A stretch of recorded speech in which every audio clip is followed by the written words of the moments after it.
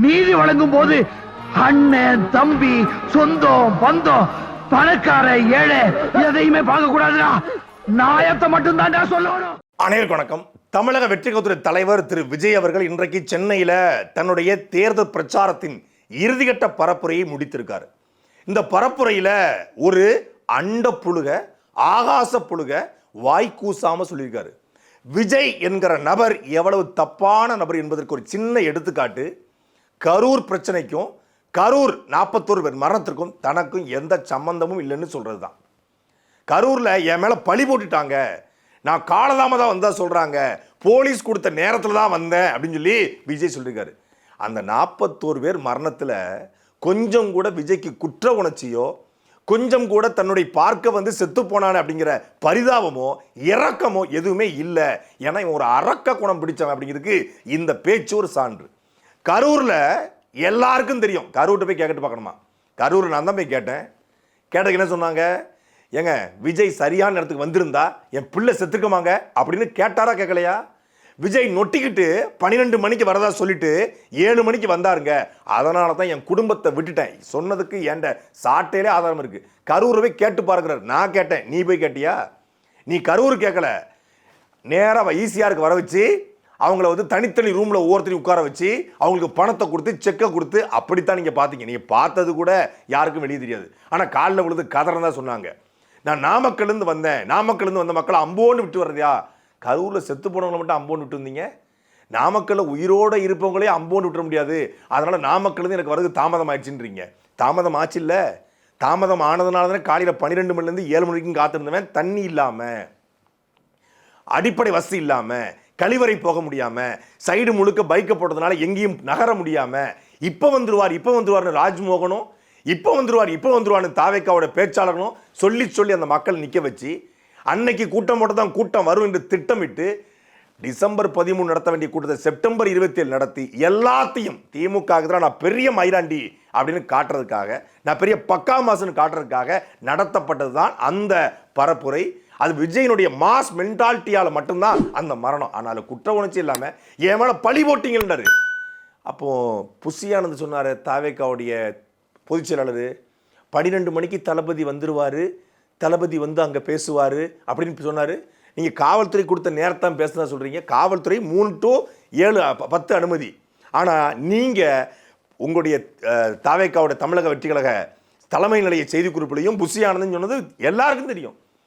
காலதாமதம் மட்டுமே காரணம். அதுவும் கண்காணிப்பாளர் வந்து உள்ளே போக வேணான்னு சொல்கிறாரு, இன்ஸ்பெக்டர் சொல்கிறாரு, அங்கே காவல்துறை அதிகாரி சொல்லுங்க, யார் பேச்சையும் கேட்காம உள்ள நான் போவேன், என் மக்களை சந்திப்பேன் அப்படின்னு இவ்வளோ பெரிய பேருந்து தூக்கிட்டு போய் நெருக்கினதுனால தான் இறந்தாங்க. அது எல்லாருக்கும் தெரியும். இவ்வளோ பெரிய ட்ராஜடி, அது இவ்வளோ பெரிய ஒரு பெரிய என்ன சொல்கிறது, ஒரு ஜெனோசைடு போல ஒரு படுகொலை இந்தியாவில் எந்த அரசியல் கட்சி கூட்டத்திலும் நடந்தது கிடையாது. ஆனால் என் மேலே பழி போடுறீங்கன்னு சொல்கிறதே மிகப்பெரிய கொடுமை. அதுக்கு பொறுப்பேற்று கொண்டு இனிமேல் என் கூட்டத்தில் நடக்காது. நீங்கள் கரூருக்கு பிறகு தானே வாட்டர் பாட்டிலாம் சப்ளை பண்ணுறீங்க, கரூருக்கு பிறகு தானே நீங்கள் வந்து டென்ட் போடுறீங்க, கரூருக்கு பிறகு தானே நீங்கள் வந்து ஏர் கூலர் வைக்கிறீங்க, கரூருக்கு பிறகு தானே பேரிகார்டெலாம் போடுறீங்க, கரூருக்கு பிறகு தானே சாலையில் போடாமல் கூட்டத்தை வந்து இன்னைக்கு ஒய்எம்சி திடலில் போடுறீங்க. அப்போ கரூரில் ஒன்று நடந்திருக்கு, அது நடந்ததுனால திருத்திக்கிட்டீங்க அப்படி தானே?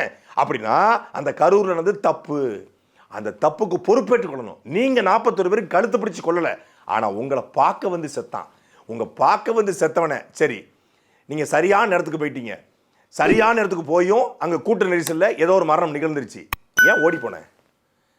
இது விஜய் ஓம் சக்தி பராசக்தி, தாவேக்கா ஒரு தூய சக்தியா? ஜெய்காலி ஓம்காலி, விஜய் ஒரு ஓடுகாலி. ஓடுகாலி போல ஓடி போயிட்டு திருச்சியில் ப்ரெஸ் கேட்குறாங்க, ஓடி போயிட்டாரு. திருப்பி ஏர்போர்ட் இறங்கும்போது சிரித்து கொண்டே செல்ஃபி எடுத்து வர்றாரு. 4 நாள் வீட்டிலேருந்து வாயே திறக்கலை. 4வது நாள் காவல்துறை கைது பண்ணாது, சிஎம் ஸ்டாலின் எதுவும் வழக்கு போட மாட்டாரு அப்படின்னு அஃபிஷியலாக திமுகவில் இருக்கக்கூடிய முக்கியமான நபர் விஜய்க்கு சொன்னதுக்கு பிறகு உங்கள் அங்கிள் எதுவும் என்ன பண்ண மாட்டார்ல அப்படின்னு கேட்டோடனே, இல்லை அங்கிள் பண்ண மாட்டார் அப்படின்னு சொன்ன உடனே அதுக்கு பிறகு தான் ஸ்டாலின் அங்கிள் நீங்கள் என்ன ஏதாவது பழிவாங்கன்னா என்ன பழிவாங்க, என் ஆள்களை விட்டுருங்க அப்படின்னு வீடியோ போட்டதெல்லாம் கழுத்தை சரிச்சுக்கிட்டு பட்டனை கழட்டி போட்டு அந்த மைக்கெலாம் கூட மாட்டாமல் ஒரு ராவாக இருக்கணும், இந்த வீடியோ லைவாக இருக்கணும். எல்லாமே நாடகம். ஒரு நடிகன் எப்படி நடிப்பான் என்பதற்கு அது ஒரு எடுத்துக்காட்டு. இப்போ கரூர் விஷயத்துக்கு வரேன். ஏன் மேலே பழியை தூக்கி போடுறீங்க? என்னமோ நாங்கள் அரசியலே பண்ண மாட்டோம், இந்த விஷயத்துலலாம் நாங்கள் அரசியலே பண்ண மாட்டோம் வீடியோ போட்டுவிட்டு போய் சட்டசபையில் உட்காந்துக்கிட்டு ஏன் மேலே பழியை தூக்கி போடுறீங்க? லேட்டாக வந்துட்டாருன்னு போலீஸ் கொடுத்த டைமில் நாங்கள் இருந்தேன். நாமக்கல்லேருந்து கரூர் வர வழியில் இருந்த மக்கள் எல்லாரையும் நான் என்ன அம்போன்னு விட்டுட்டு வர சொல்கிறீங்களா? வாய் கூசாம ஏன் மேலே பழியை தூக்கி போடுறீங்க? ஒரு மனசாட்சின்றது வேணா? நான் கேட்குறேன், விஜய் பின்னால இவ்வளவு பெரிய கூட்டம் இருக்கு, அதனாலேயே கத்த மாட்டேன் நான் கத்தி பேச மாட்டேன்னு சொல்லி இன்னைக்கு 2 வாரம் தான் பாட்டி, ஒன்று டிவிக்க இன்னொன்று டிஎம்க. எதுக்கு இப்படி கத்துற? 2 பேருக்கு தானே போட்டி, அப்புறம் ஏன் கத்தணும்? பெரிய மாசு இருக்குல்ல, ஏன் கத்துறீங்க? ஏன் உணர்ச்சிவசப்படுறீங்க? ஏன் கொந்தளிக்கிறீங்க? ஆவேசத்தில் கொந்தளிப்பு வருது இல்லை, ஆவேசம் வருது இல்லை. 234 தொகுதியிலையும் ஒட்டுமொத்த தமிழர்களும் தற்குறிகளாக இருப்பார்கள் என்று விஜய் நினைச்சிட்டு இருக்கீங்களா? தமிழ்நாட்டு அரசியல்னா என்ன, தேர்தல்னா என்ன, தமிழ்நாட்டு மக்கள் எப்படிப்பட்டவர்கள், அவர்கள் நடிகனை நாடாள விடுவார்களா என்பதை இந்த தேர்தல் விஜய்க்கு உணர்த்தும். விஜய் பின்னால ஒரு கூட்டம் கூடுதல, இந்த கூட்டத்தை மொத்தமாக கூட்டினாலே ஒரு பெரிய தடவை நிப்பாட்டினாலே விக்கிரவாண்டி நிப்பாட்டம் தான் 10 லட்சம் பேர் மொத்த தமிழ்நாட்டையும் திரண்டு வந்தாங்க. மொத்த தமிழ்நாடு முழுக்க திரட்டி அதிகபட்சம் 10 லட்சம் வச்சுக்கோங்கமே. அது டபுள் டைமாக குரோத்தாக இருந்தால் கூட 20 லட்சம் தான். ஆனால் தமிழ்நாட்டையே புரட்டி போட்டு இவர் வர்ற மாதிரி ஒரு அலை உருவாயிருக்க மாதிரி காட்டிக்கொள்வதெல்லாம் முழுக்க பணம், முழுக்க ப்ராஜெக்ட், முழுக்க ப்ரொபகண்டா, முழுக்க என்ன சொல்றது, ஊடகங்களை விலைக்கு வாங்கி பேச வைப்பது. ஒரே லைவ் லீங்க கொடுத்து ஒரு தொலைக்காட்சி 5 லட்சம் கொடுத்து போடு, பாட்டை போட்டு விடு, தன்னந்தனி ஆளு நீ ஏழா நம்ம பாரு, கொஞ்சம் நவுந்தேன்னா 8 கோடி பேரு. அப்படி இல்லது, நான் தன்னந்தனி ஆளு, எனக்கு தற்கூரின்னு பேரு, என் வண்டி மேல தாவு, என்ன பார்க்க வந்தா சாவு, நீ எட்டி நின்று பாரு, நான் முட்டி போட்டு வாரேன், 6 மணிக்கு மேல என் ஆட்டோ ஓடாது, ஊரை ஏமாத்தவே நடிகன் வாரானடா, இந்த உண்மையை தெரிஞ்சிக்கடா, டக்கர முக்கர டிக்கர முக்கரடா. ஜெய் காலி ஓம் காலி, விஜய் ஒரு ஓடுகாலி. இன்னைக்கு பேசும்போது ஊழலை ஒழிக்க போறான், லஞ்சத்தை ஒழிக்க போறான். மாற்றமா யாரு? இது வரைக்கும் 75 கால திமுகவுக்கும் 50 வருஷம் அதிமுகவுக்கும் ஓட்டு போட்டு ஏமாந்துட்டோம். உண்மைதான். இந்த 2 பேருக்கு நாம தான் மாற்று. எது மாற்று அரசியல் பேசுறாரு சாரு. 15 ஆண்டு காலமாக இந்த நிலத்துல திமுகவுக்கு அதிமுகவோ, அதிமுகவுக்கு திமுக மாற்றல்ல, நாமே மாற்று, நாம் தமிழரே மாற்று என்று வாக்கிற்கு பணம் கொடுக்காம எளிய பின்னணி கொண்ட வேட்பாளரை களத்தில் நிற்கிற நாம் தமிழ் மாற்றா, இந்த நாதாரி மாற்றா? நாம் தமிழ் மாற்று எப்படி மாற்று? தற்சார்பு பொருளாதாரம் பேசி, கல்வி, மருத்துவம், தூய குடிநீர், இந்த 3 மற்றும் இலவசம், இதை தவிர அனைத்தையும் மக்களே பெற்றுக்கொள்கிற அளவுக்கு ஒரு தற்சார்பான வாழ்க்கையை உருவாக்குவேன் அப்படின்னு அண்ணன் சீமான் களத்தில் தனித்து துணிந்து நிற்கிறாரு. நீ லட்டுப்பாடு கட்சியோட கூட்டணி வச்சு திமுக அதிமுக வேட்பாளர்களை பொறுக்கி போட்டு எச்சலை கழுவி வச்சுக்கிட்டு கூப்பாகிருஷ்ணனை, செங்கோட்டையனை, ஜேசிடி பிரபாகரை, அப்படி அதிமுக திமுக பல்வேறு வேட்பாளரை கடன் வாங்கி அதிமுக சீட்டு கிடைக்காத முன்னாள் எம்எல்ஏக்களை, திமுகவோட முன்னாள் எம்எல்ஏக்களை களத்தில் நிப்பாட்டி எப்படிங்க ஊழலை ஒழிப்பீங்க சார்? எப்படி சார் ஒழிக்க முடியும்? எப்படி சார் லஞ்ச லாபம் ஆட்சி கொடுக்க முடியும்? அவன் வாங்கி பழக்கப்பட்டவன். உங்கள் ஒவ்வொரு வேட்பாளரும் 5 கோடி செலவு பண்ணுறான், இப்போ மக்களுக்கு காசு கொடுக்குறான், கூட்டத்துக்கு காசு கொடுக்குறான். இவன் எப்படி நல்லது பண்ணுவான்? இந்த 5 கோடி எங்கிருந்து சம்பாதிப்பான்? ஒரு பொண்ணு சொல்லுதுங்க, திமுக அதிமுக 2000 கொடுக்குன்னா அது மக்கள் காசை கொடுக்குது, ஆனால் தளபதி ஆனால் அப்படி கொடுக்க மாட்டாரு, அவர் தன் பணத்திலிருந்து 2500 ரூபா கொடுப்பாரு. மூஞ்ச பார்த்து கண்டிப்பா போடுவாங்கண்ணா. அவர் விட்ட மேனிஃபெஸ்டோ பாத்தீங்களே, செம்ம இம்ப்ரெஸ் ஆயிட்டேனா. இது வரைக்கும் யாருமே எல்லாம் பாருங்க, நான் 8000 ரூபாய் கூப்பன் தரேன், நான் 10000 ரூபாய் தரேன் தான் சொன்னாங்க. அதெல்லாம் அந்த சீனே கிடையாது. விஜய் கூட 2500 ரூபாய் நான் கொடுக்குறேன் உதவிக்காக அப்படின்னு. ஆமா, நீங்க தப்பா. ஆனா அவர் என்ன தெரியுமா சொல்றாரு, மக்கள் பணத்துல இருந்து கொடுப்பேன்னு சொல்லல, ஏன் பணம், நான் ஏன் பணத்தை தரேன், மக்கள் பணம் எனக்கு தேவையே கிடையாதுன்றாரு அவரு. அவர் தானா? அவர் தான். இந்த தற்குறியெல்லாம் வச்சுக்கிட்டு நம்ம நாட்டை எப்படி திருத்த முடியும்? அது படித்த தற்குறி. ஒரு கல்லூரி படிக்கக்கூடிய ஒரு பொண்ணு சொல்லுது, 2500 ரூபாய் தமிழ்நாடு முழுமைக்கு இருக்கக்கூடிய 2,38,00,000 ரேஷன் கார்டு, அத்தனை ரேஷன் கார்டுக்கும் விஜய் கொடுக்க போகிற பணம், அதாவது தமிழ்நாட்டில் 2.3 கோடி ரேஷன் கார்டு, மாதம் 2500 ரூபானா 3 கோடியே 45, அதாவது 3,45,000 கோடி. எஜுகேஷன் ஃபண்ட் சொன்னார் இல்லையா, 53 லட்சம் மாணவர்கள், அதுக்கு 15,000 ரூபாய் இடைநிற்றல், அப்படின்னா 39,79,000 40,000 கோடி. அதாவது அந்த அன்னபூர்ணி சூப்பர் 6 2.3 கோடி ஃபேமிலி இருக்காங்க, வருஷத்துக்கு 4,800 ரூபான்னா கிட்டத்தட்ட 55,000 கோடி ரூபாங்க. இந்த சிலிண்டருக்கு மட்டும் 55,000 கோடி ரூபா. அப்புறம் இலவச பேருந்து 3,000 ரூபா பெர் இயர் ஸ்டேட் சப்சிடி, 17,500 கோடி ரூபா இதுக்கு வருது.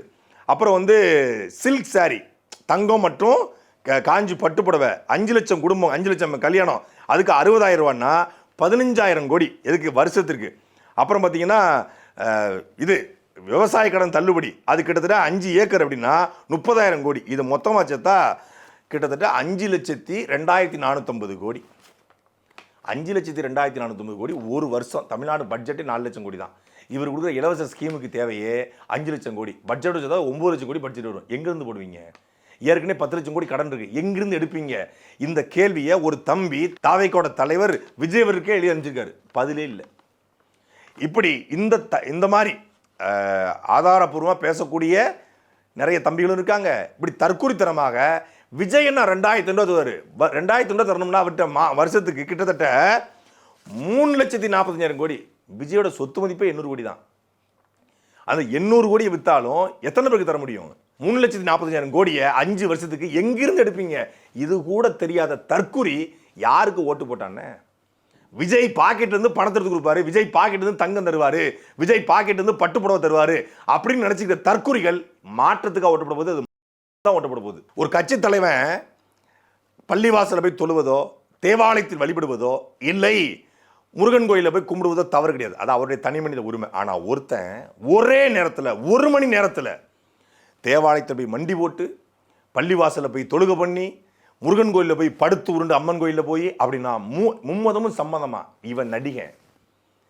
இதுதான் தப்பா இருக்கு. ஏன் இது தப்பா இருக்கு அப்படின்னா, தேர்தல் பிரச்சாரம் முடிகிற நாள் ஒருத்தன் பள்ளிவாசல், தேவாலயம், கோயில் 3க்கும் போறான் அப்படின்னா அவன் எவ்வளவு தப்பான பையன்.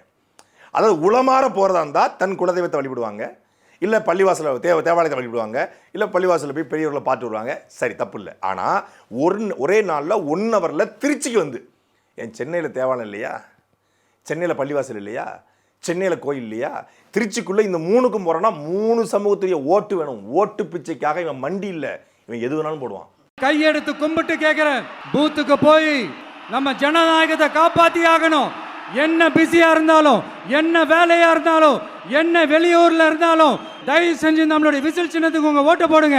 நம்மளுடைய நண்பிகள் உங்கள் அனைவருக்கும் இந்த நேரத்தில் என்னுடைய நன்றியை தெரிவிச்சுக்கிறேன். விஜயனுடைய தேர்தல் அறிக்கை, விஜயனுடைய பேச்சு எல்லாமே பாருங்க வாக்கை குறி வச்சு மட்டும்தான். வாக்கை எப்படியாவது வாங்கிடணும், எப்படியாவது வாங்கி வாக்கே வாங்கிட்டப்பா, 3 கோடி வாக்கு வாங்கிட்டப்பா, நீ ஆட்சியே பிடிச்சப்பா, எப்படிப்பா ஆட்சி பண்ணுவ தெரியாது. யாரை வச்சு ஆட்சி பண்ணுவேன்? ஆதவர்ஜனை வச்சு, ஜான் ஆரோக்கியசாமி வச்சு, செங்கோட்டையனை வச்சு, லைலா மணியை வச்சு, ராஜ்மோகனை வச்சு, இந்த லெப்ட் பாண்டியை வச்சு நீ ஆட்சி நடத்த போறியா? இந்த ஆட்சி நல்லாட்சியை மக்களுக்கு கொடுத்துருவியா? ஒரு கேள்வி இருக்குல்ல, எதை வச்சு கொடுக்க போற? என் இனம், என் மொழி, என் பண்பாடு, என் கலாச்சாரம், அந்த பார்வை இல்லை. என் தமிழ் மொழி காப்பாற்றப்படணும், அந்த பார்வை இல்லை. எல்லாமே ஃப்ரீ ஸ்கீமு, எல்லாமே இலவசம், எல்லாமே மானியம், எல்லாமே போனஸ், சலுகை, கல்வி கடனை இது பண்ணுவேன், மருத்துவ கடனை எப்படி பண்ணுவேன், அதை இது பண்ணுவேன். நாம் தமிழ் கட்சி என்ன சொல்றோம்னா, கல்வி கடனை ரத்து பண்ணுது, இதுவரைக்கும் வாங்கிய கல்வி கடனை ரத்து பண்ணுது, இதுவரைக்கும் வாங்கிய விவசாய கடனை ரத்து பண்ணுது, இதுவரைக்கும் வாங்கிய கூட்டுறவு கடனை நாம் தமிழ் கட்சி ரத்து பண்ணுது, இதுவரைக்கும் வாங்கிய மொத்த விவசாய கடன், அது 5 ஏக்கர் 10 ஏக்கரா இல்லை, 500 ஏக்கருக்கு வாங்கியிருந்தாலும் விவசாய கடன் நாம் தமிழ் கட்சி ஆட்சிக்கு வந்தால் முழுமையா ரத்து. ஆனால் அதுக்கப்புறம் விவசாயி கடன் வாங்காத அளவுக்கு விவசாயத்தை செய்வதற்கு அவனுக்கான எல்லா உதவிகளையும் செஞ்சு கொடுக்கும். அவனுக்கு தண்ணியை கொடுத்துற போது, மின்சாரத்தை இலவசமாக கொடுத்துற போது, அவனுக்கு தேவையான எல்லாமே உபகரணம் கொடுத்து போறாங்க, விதையை கொடுத்துட போறாங்க. அவன் விவசாயம் செய்ய போறான். நிலம் இருந்தா அரசும் விவசாயம் கூட்டு சேர்ந்து கூட்டு முதலாளி அடிப்படையில் விவசாயம் பார்க்க போறாங்க. அப்ப விவசாய கடன் இனிமேல் இருக்காது. அப்ப இருக்கிற கடன் 5 ஏக்கர் தள்ளுபடி, 2 ஏக்கர் தள்ளுபடி, அல்ல மொத்தமா தள்ளுபடி நாம் தமிழ் கட்சி. கூட்டுறவு கடன் மொத்தமா தள்ளுபடி நாம் தமிழ் கட்சி. சுய உதவி கடன் முழுமையா தள்ளுபடி நாம் தமிழ் கட்சி. கல்வி கடன் முழுமையா தள்ளுபடி. ஆனா இனிமேல் கல்வி கடன் கிடையாது. ஏன்? கல்வி என்னுடைய உரிமை, கொடுக்க வேண்டியது அரசின் கடமை. ஆரம்ப கல்வி முதல் ஆராய்ச்சி கல்வி வரை இலவசமாக கொடுத்துருவேன். அப்புறம் எதுக்கு எனக்கு தள்ளுபடி? அப்புறம் எதுக்கு கடன் வாங்க போறேன்? இவர் என்ன சொல்றாரு? இடைநிற்றலுக்கு 15,000 கொடுப்பேன், ஆனா உலகத்தர கல்வியை கொடுப்பேன். உலகத்தர கல்வியை கொடுத்தவர் ஏன் இடைநிற்றல்? உலகத்தர கல்வியை கொடுத்தாச்சு, அப்புறம் ஏன் இடைநிற்றல்? என் மனைவியை நல்லா பார்த்துக்குவேன், நான் அவளுக்கு டைவர்ஸும் கொடுத்துருவேன். நல்லா பார்த்துக்கிறேன், எதுக்கு டைவர்ஸ் கொடுக்குற? நான் பொதுவாக சொல்றேன். கல்வி உலகத்தரம் கொடுப்புன்னு விஜய் சொல்றாரு, அப்புறம் ஏன் இடைநிற்றலுக்கு 15,000? அப்போ உன் கல்வி தரம் இல்லாமல் இருக்கும். ஆனால் அண்ணன் சீமான் கான்ஃபிடண்டா இருக்குன்னு சொல்றாருல, அவர் கான்ஃபிடண்டா சொல்றாரு.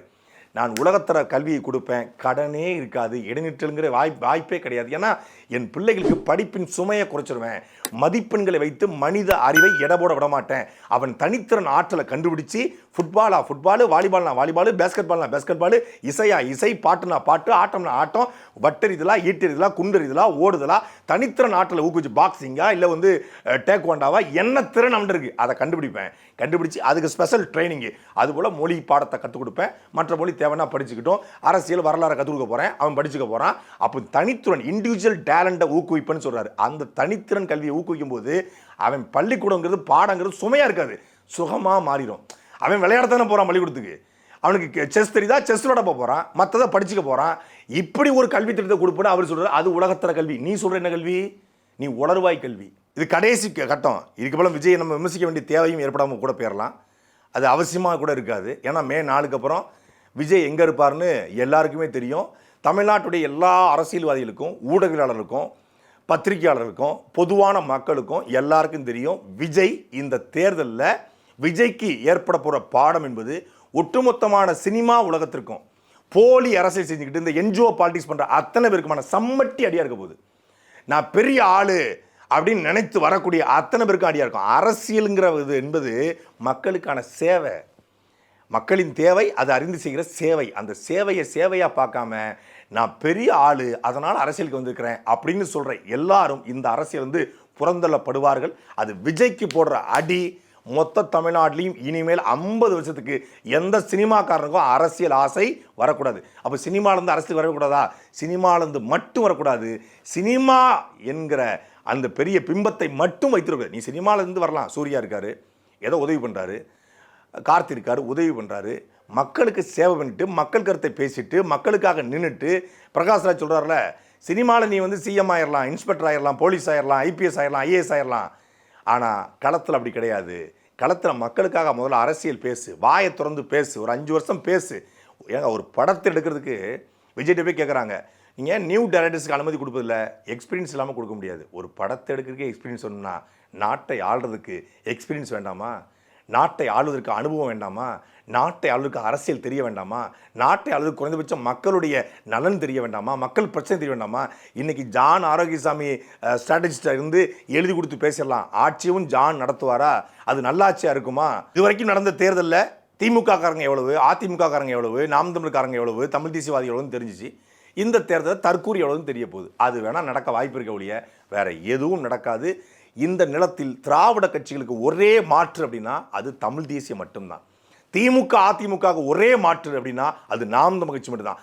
மாற்றம் என்ற சொல்லை சொல்வதற்கு, நாங்கள் மட்டுமே மாற்று என்று சொல்வதற்கு தகுதி வாய்ந்த கட்சி நாம் தமிழ் கட்சி மட்டும்தான்.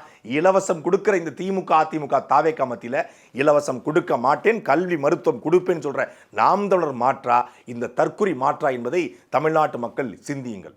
சாட்டை எடுத்து நாட்டை திருத்து, இளம் தலைமுறை தானே நீ வழி